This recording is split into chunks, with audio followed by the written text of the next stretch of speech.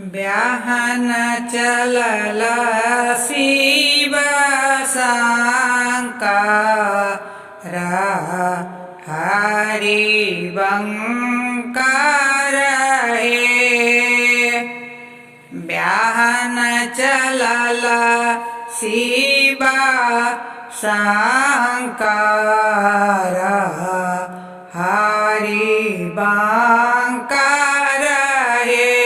माई हे डामरू लेला करलाए की विभूति भुवन करहे। नाग्रानी कट हरायाओला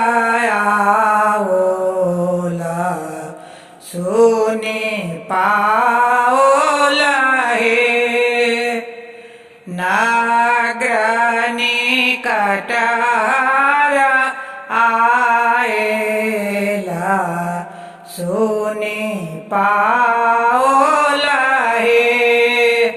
आए भूत प्रेत बरियात कि नाग्रा डेराएला हे। माई भूत प्रेत बरियात कि नाग्रा डेराओला हे। ब्याहन चलल शिव शंकर हरिबंकर हे।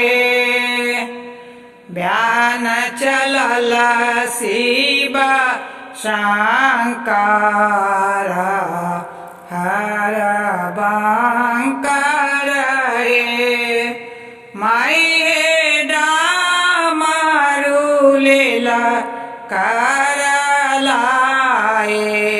की विभूति भुवन करहे।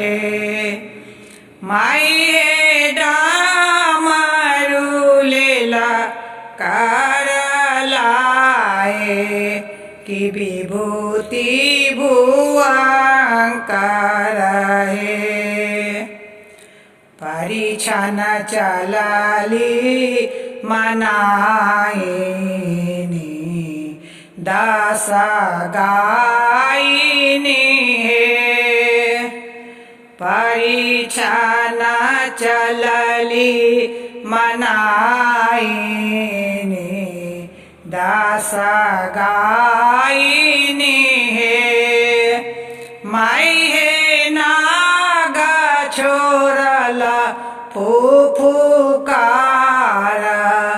परैली सब गाइनी हे। माई हे नाग छोड़ल फुफुकार परैली सब गाइनी हे। ब्याहन चलल शिव शंकर हरिबंकर हे। ब्याहन चलल शिव शंकर हरिबंकर हे। माई हे डामरू लेला करलाए की विभूति भुवन कर। माई हे हना उमत बर के कर उरा विषधर हे। माई हे हना उमत बर के कर उरा विषधर हे। माई मोरी गौरी रहती कुमारी करब बर दोसर हे। माई हे मोरी गौरी रहती कुमारी करबा बड़ा दो सारहे भनहि विद्यापति गाओल गाई का सुनाओल भनहि विद्यापति गाओल गाई का सुनाओल माई हे ये हो छाती त्रिभुवन नाथ जगत के पालक